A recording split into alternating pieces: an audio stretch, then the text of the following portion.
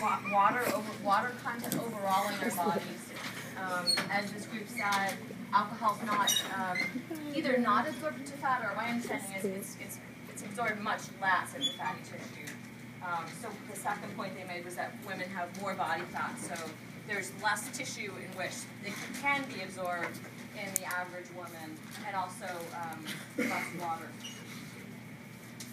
And then they talked about fluctuating levels of sex hormones, and then the alcohol dehydrogenase metabolizing effect. So all four of those things. And again, not only have we kind of gone over them, I think, pretty well, but they're also mentioned in the article for today. So to flip back to our intro, we have three other presentations. I'm going to call them up in this order, I think, and we'll talk about them after each one, as we usually do. So I want to call up our next group talking about gender-driven behavior as it relates to alcohol use.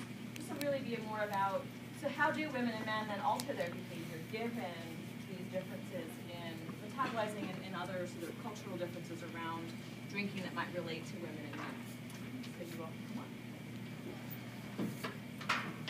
And I will, unless you had something you want me to show, I'm going to get this out of your eyes.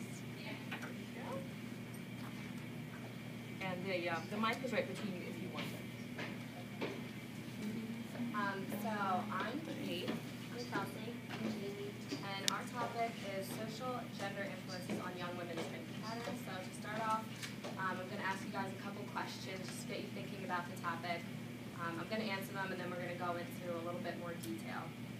So the first question, do you think males or females are more likely to drink in same-sex groups? So raise your hand if you think males are more likely to do this. I don't know. Females? Okay. Those of you who said males are actually right. Oh, Can you hear her okay in the back? Okay. Okay. So true or false? Women are more likely to drink to gain feelings of control and for stress management. Look at this. Okay, good. The answer is true. So the last question, raise your hands if you think males prefer beer over liquor. Good. And now Chelsea's going to go into a little more detail about that last question. Okay, so most of you were correct. In 2012, there was a study done called Pick Your Poison, which aimed to determine if there's a difference in drink preference between men and women. By recording the results of stimuli selection with images of different alcoholic beverages, this study was able to conclude that men selected more beer images than women, and women selected more wine and liquor images. This information suggests, but does not conclude, that men prefer to drink beer and women prefer liquor and wine. That being said, these drink preferences could also have a big effect on the differences between men and women's drinking habits. Also, women's drink preference could be related to the fact that beer is more filling and they wouldn't want to feel bloated. Women also feel pressure to keep up with men while drinking, and doing so is more achievable if they drink liquor as opposed to beer. So the gender gap between men and women's drinking habits has slowly been decreasing. One study referred to sex differences in adolescent alcohol use as a disappearing phenomenon. Until recently, the attitude that ladies don't drink has largely kept female drinking and alcohol use from public discussion. But the traditional belief is that the use and abuse of alcohol is a male prerogative. However, according to the U.S. Department of Health and Human Services, males still have higher rates than females for all measures of drinking. Although males were twice as likely as females to meet the criteria for alcohol dependence or abuse. In addition to drinking more than females, one of the questions we asked earlier was about which sex was more likely to drink in same-sex groups, and the answer was males. A recent study reported that male alcohol consumption tends to occur in drinking groups of the same sex, while female drinking most often occurs in mixed groups. Also, men are more likely to drink outdoors and at athletic events, which are typically associated with heavy drinking. Okay, so to approach the question from a more psychological and social stance, I found a study done in 2012 focusing on how perceived opinions of others affect how much we actually drink. So men and women were both asked the same set of questions regarding how much they thought they needed to drink in a setting with either a dating partner, a sexual partner, or a friend of the opposite sex. So what they found was both women and men overestimated the quantity of alcohol a friend and a sexual partner wanted them to consume. However, women accurately predicted men's preference for alcohol consumption among dating partners. The study also suggested that it's possible that women who are heavier drinkers also date men who are heavier drinkers.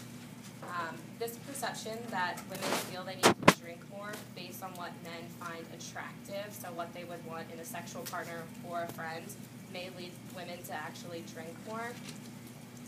So when thinking about how gender behavior affects female drinking habits, it's important to realize that our own perceptions of what a desirable level of intoxication is may not actually be in line with what other things are appropriate levels of intoxication.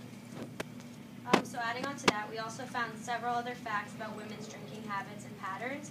In more recent years, there have been more pressure put on women to achieve, and they have taken on more roles with work and raising families, which generally increases their stress levels. Due to this, women are more likely to drink for stress management, to self-medicate, or to gain feelings of control.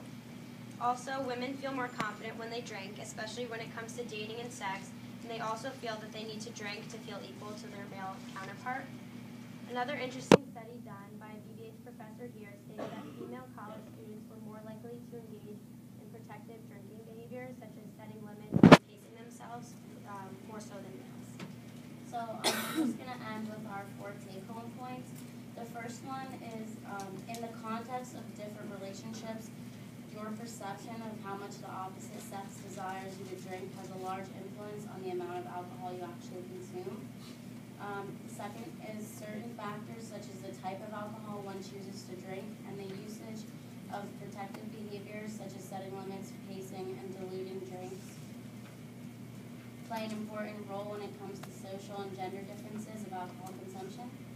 Number 3, women these days are experiencing more stress with work, school, and young families, which is becoming a main social influence on women's drinking habits and motives. And last but not least, many women report increased feelings of confidence, self-esteem, and being more in control when they drink, especially with regards to dating and sex. Also, a lot of women use alcohol as an aid for stress management or self-management. Good, thank you very much. Can you repeat the first 2? Sure. So number 1 is, in the context of different relationships, your perception of how much the opposite sex wants you to drink can actually influence how much you drink. And the second is certain factors such as the type of alcohol you choose to drink and the usage of protective behaviors play an important role when it comes to social and gender differences of alcohol. Are there any other questions for that? Yes. You said that increased work and family stress led to more drinking. Maybe it's just made some students on the ground, but I thought the reading for today said the opposite, that women who work and have a family actually drink less. Yeah, no, there is some content in the reading on that, and you're right. I'm glad you brought that up. I think it's making more of the point that women who have families, who have young kids, do drink less, and that's historically been the case, and it still seems to hold true today. And men who have families, their drinking is typically tempered as well by that. I think this group is making the point that women and men, because perhaps they're saying that this is relating to women's increasing levels of drinking, are drinking sometimes to reduce stress in general. And sometimes that stress certainly can come from having lots of different roles, or just generally being overworked or worrying about work or whatever. So I think you're right. I think that's how those things go together still. So having multiple roles is not necessarily a risk factor for drinking a lot, but certainly there are certain people who will start drinking to reduce stress. And because there's less and less of a sort of stigma on women who do that, I think that's why you're seeing that this gender difference in amount consumed is becoming smaller. I think that's really what they're focused on.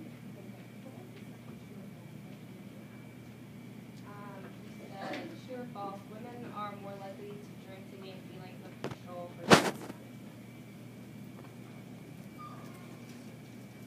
the first thing you mentioned, I hadn't read that particular study, where you said that, I think what seems most important to me is that men and women both, if I heard you right, overestimate the amount that they want their romantic partner, that they think overestimate, how much they think that their romantic partner wants them to drink. Yeah. So they think that, in order to sort of please this person, I need to drink, as much as them, or something like that.